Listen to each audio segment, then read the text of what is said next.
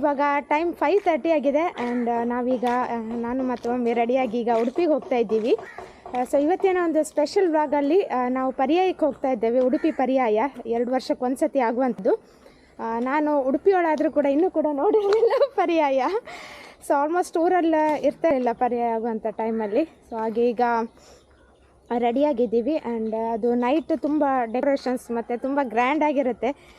So ಹಾಗೆ ಇವತ್ತು night full ಉಡುಪಿಯಲ್ಲಿ ಇರೋಣ ಅಂಥೇಳಿ ಪ್ಲ್ಯಾನ್ ಮಾಡಿದ್ವಿ. ಸೊ ಹಾಗೆ ಇವತ್ತಿನ ಒಂದು ವಿಡಿಯೋದಲ್ಲಿ ಪರ್ಯಾಯ ಯಾವ ರೀತಿ ಉಡುಪಿಯಲ್ಲಿ ಆಗ್ತದೆ ಅಂತ ಹೇಳಿ ನೋಡೋಣ. ಓಕೆ, ಎಸ್ ಲೆಟ್ಸ್ ಗೋ ನಾವು.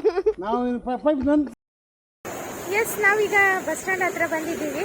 ಬಸ್ಸಿಗೆ ವೇಟ್ ಮಾಡ್ತಿದ್ವಿ. ಜಸ್ಟ್ ಬರುವಾಗಲೇ ಒಂದು ಬಸ್ ಮಿಸ್ ಆಯಿತು. ಸೊ ಹಾಗೆ ಗೊತ್ತಿದೆ ಈಗ ನೆಕ್ಸ್ಟ್ ಬಸ್ ಯಾವಾಗ ಬರ್ತದೆ ಅಂತ ಹೇಳಿ. ಸೊ ಆಲ್ಮೋಸ್ಟ್ ಈಗ NH ಹತ್ರ ವೇಟ್ ಮಾಡ್ತಾ ಇದ್ದೀವಿ.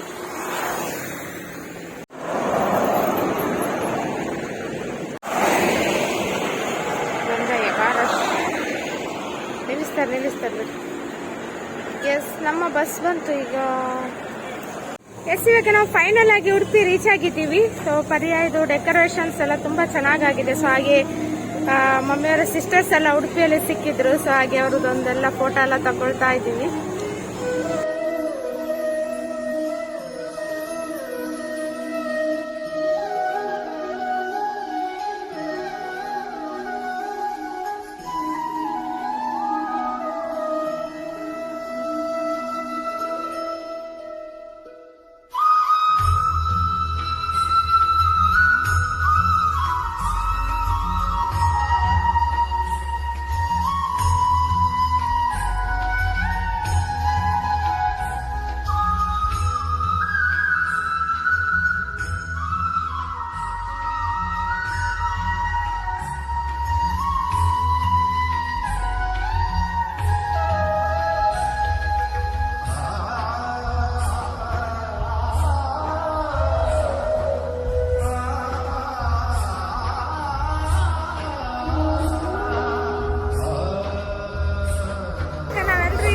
ಕಾಯ್ತಾ ಇದ್ದೀವಿ ಆ್ಯಂಡ್ ತುಂಬ ರಶ್ ಉಂಟು.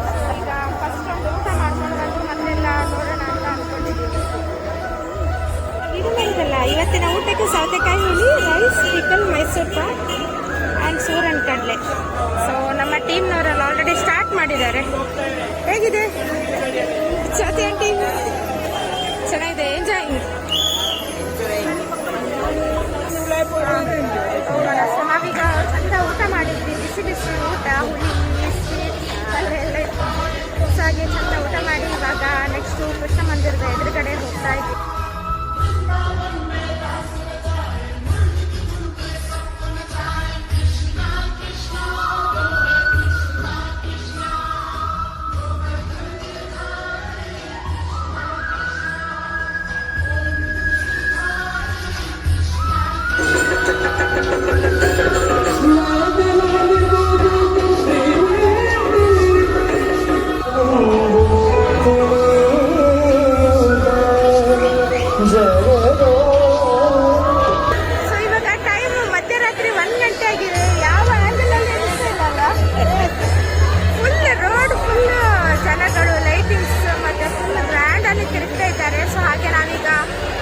ಪ್ರೊಸೆಷನ್ಗೆ ಕೂಡ ವೇಟ್ ಮಾಡ್ತಾ ಇದ್ದೀವಿ.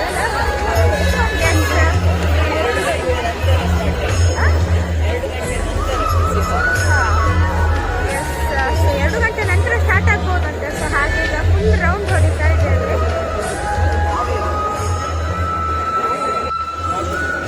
ಎಸ್, ಪ್ರೊಸೆಷನ್ಗೆ ಈಗ ಜ್ಯೋತಿ ಆಂಟಿ ಎಲ್ಲರೂ ಕೂಡ ಇಲ್ಲಿ ಕೂತ್ಕೊಂಡು ಕಾಯ್ತಾ ಇದ್ದಾರೆ.